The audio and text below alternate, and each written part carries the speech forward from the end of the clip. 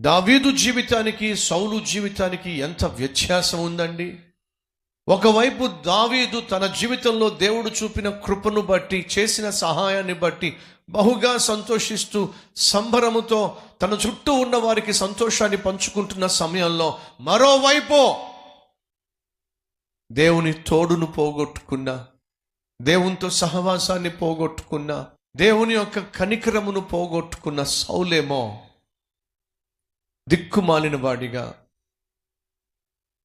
దిక్కు దశ లేనివాడిగా, తన తరఫున పోరాడేటటువంటి వారు లేక ఆఖరికి తన కత్తి తాను తీసుకొని ఆ కత్తితో పొడుచుకొని తను చంపేసుకున్నాడండి.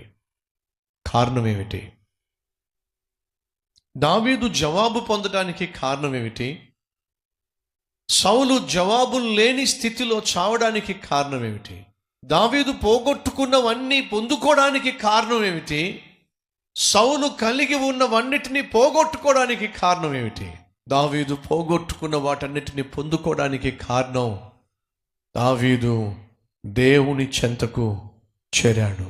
నిస్సహాయ స్థితిలో, నిరుత్సాహ పరిస్థితిలో, నీరుగారిన స్థితిలో దేవుని దగ్గరకు వచ్చాడు. తనకున్న నిస్సహాయ స్థితిని దేవునితో చెప్పుకొని, దేవా యెహోవా నన్నేం చేయమంటావు? దేవుణ్ణి ఆశ్రయించాడు. దేవుడు కనికరించాడు. దావీదు పోగొట్టుకున్నవన్నీ కూడా తిరిగి దేవుడు ఇచ్చేశాడు.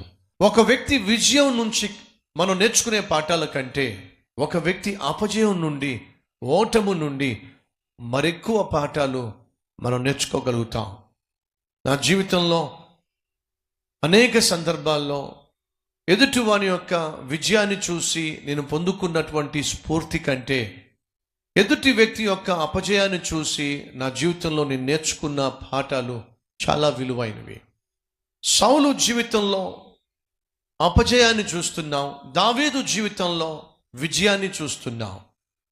విజయానికి కారణము దావీదు దేవుణ్ణి ఆశ్రయించటం, సౌలు అపజయమునకు కారణము సౌలు దేవుణ్ణి విసర్జించటం.